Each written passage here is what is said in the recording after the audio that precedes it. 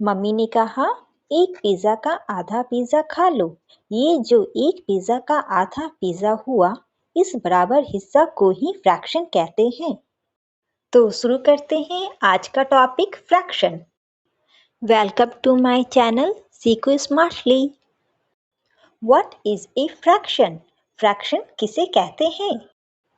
When we divide one whole things into equal parts, that is called fraction.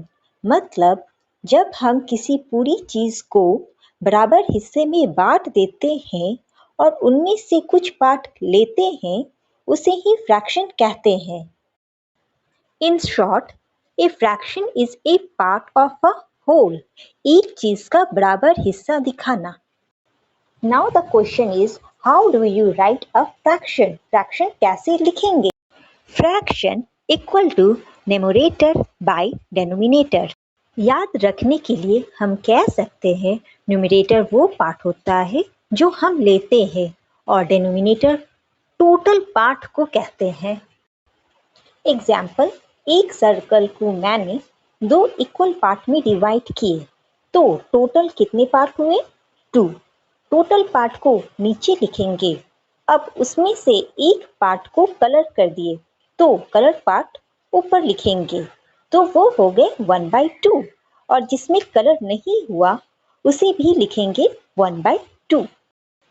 Next example, 1/4 या फिर कह सकते हैं 1/4।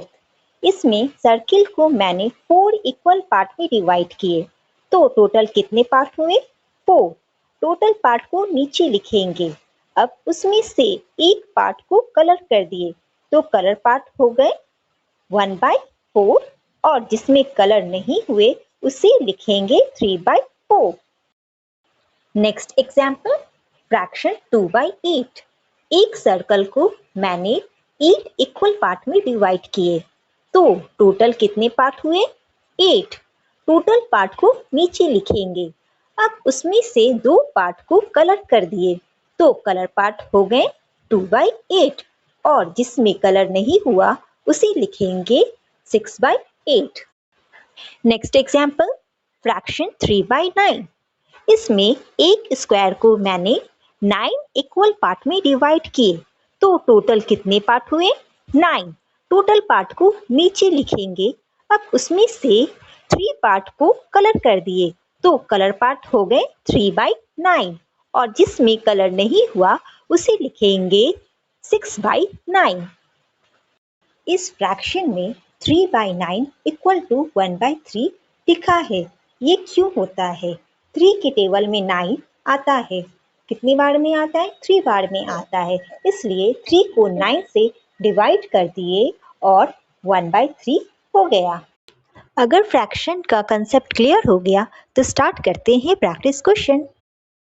Question 1, right the fraction shown by the shaded and unshaded area and your time start now.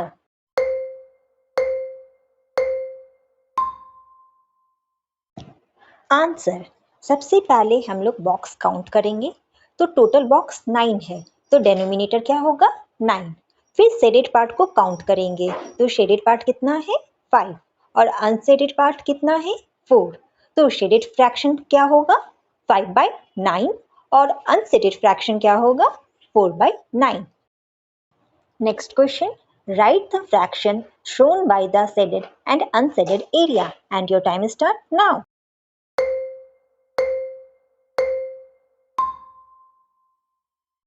Answer, सबसे पहले हम लोग total circle count करेंगे तो सर्कल कितना है?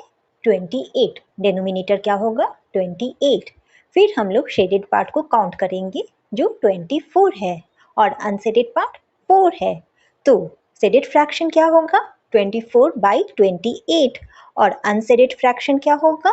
4/28। Next question, right the fraction shown by the shaded and unshaded area and your time start now.